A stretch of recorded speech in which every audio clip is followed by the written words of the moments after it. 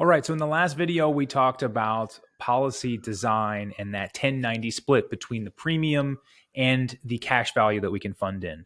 So in this video, we're going to go through a example of what's called an illustration, which is simply a proposal based on some inputs. So we're going to put in here how much we want somebody to fund, their age, their health rating, and how long they'd like to contribute to a policy. And we can structure it and basically spit out what it would look like over the course of time based on the guarantees and the dividends and interest that the policy would be producing based on the insurance carrier.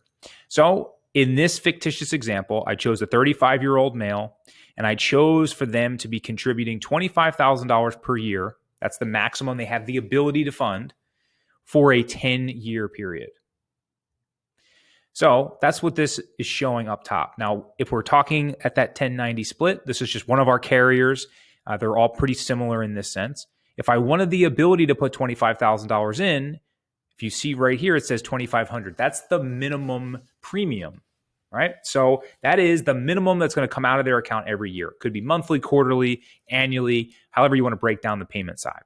So as we start scaling down here, you'll notice that it says $22,500 in PUAs. This is the cash value, that overfunding that we're doing.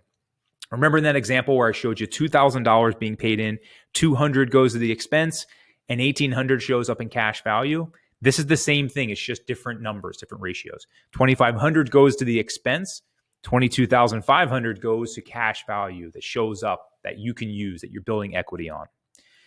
So the important thing to recognize is that split. And the question to ask yourself is, what is the maximum I want the ability to be able to fund in any given year? When we set that maximum, which is this number here, what's the max that I want to do? That determines what our premium is, or our minimum. So to be able to put $25,000 in a year, we're going to have a minimum of $2,500. That's the only bill we're going to get. So if you look down at year one, I'm paying in $2,500. That's my base premium. I have the ability to pay up to $25,000 total in each year. In this case, I'm doing it for a 10-year period. So if we look at this cumulative net outlay, this is the amount of money I'm contributing every single year. The next important column to look at is what's called net cash value, this column right here. This means the actual cash value that you have in your policy. Now, what's important to recognize is when we talk about premium expense in life insurance, we're talking about the money that goes to the insurance carrier to buy what? To buy us the death benefit. So you'll see in this case, we have a $1.2 million death benefit that'll go to our beneficiaries.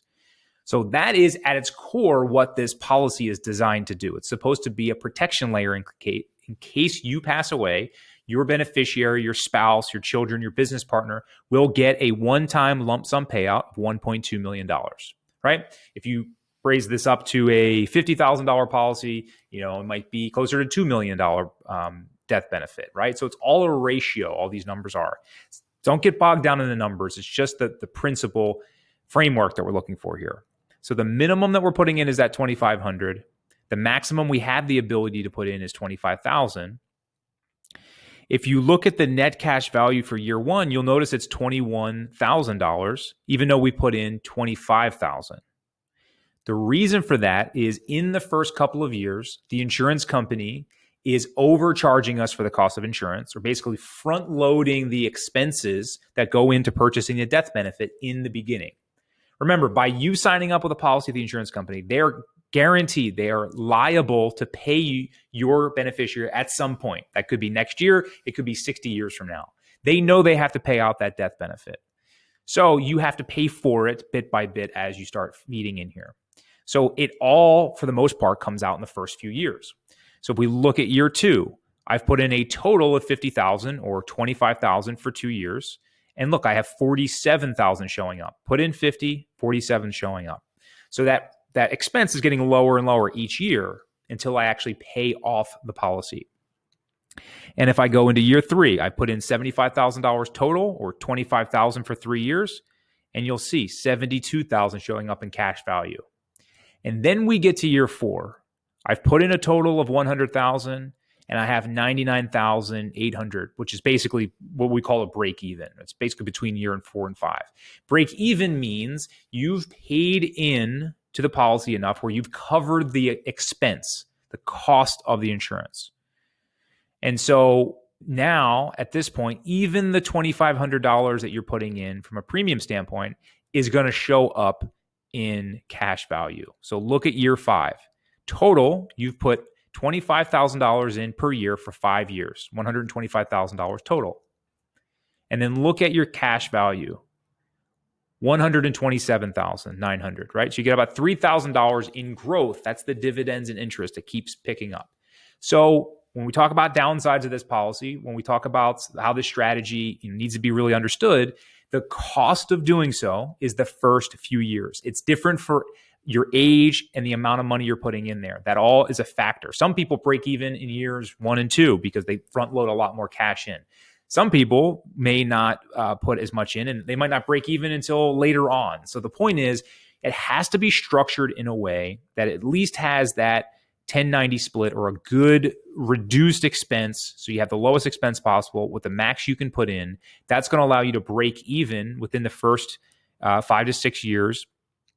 And every year after that, it's just going to be getting that huge compounding growth. So as we scale out and we look at years 6 through 10, you'll notice that in year 10, you've put in 250. And in this case, I just stopped funding. And I have 287,000 showing up. Right? So I'm now contributing nothing moving forward. I'm not putting another dollar in this case. And my account is just keeps growing. The expense of the death benefit's already been paid for. The insurance company's been satisfied. And because I'm not putting any more in, or I don't want to, there's no minimum that you have either. Right? And so when we talk, you'll notice in this column, it says 0 here. So we can get as creative as you want here. So if you say, hey, I want to put money in for 25 years, then you're going to have this premium is going to be at a minimum the $2,500 for the years that you want to fund it. And we can stop it pretty much at any point. We want to go up at least 5 to 7 years so we can hit that break even. But it's very, very flexible. But it's important to recognize that the design is fundamentally important. If you look at traditional whole life, what you'll see is every dollar, even cash value, what's called PUAs, which is the overfunding, still goes into the expense of the insurance. So that means the break even in traditional whole life is something like 15, 18 years out, right? So drastically affects the growth on the policy and is not very advantageous from a long-term perspective. So it's all about understanding how we can shrink down the expense, and that's what we do for you. And so you can have the max amount you want to be able to fund in. So in this case, it was $25,000. If you have $200,000 you want to put in per year, then your expense is going to be a ratio of that, likely about 10%. So your minimum that you'd have to contribute would be the $20,000 in that case, or $25,000, and the max you have the ability to put in would be $250,000. So by and large, it is just a ratio. The numbers are interchangeable as long as you are satisfying that ratio. That's what proper design looks like.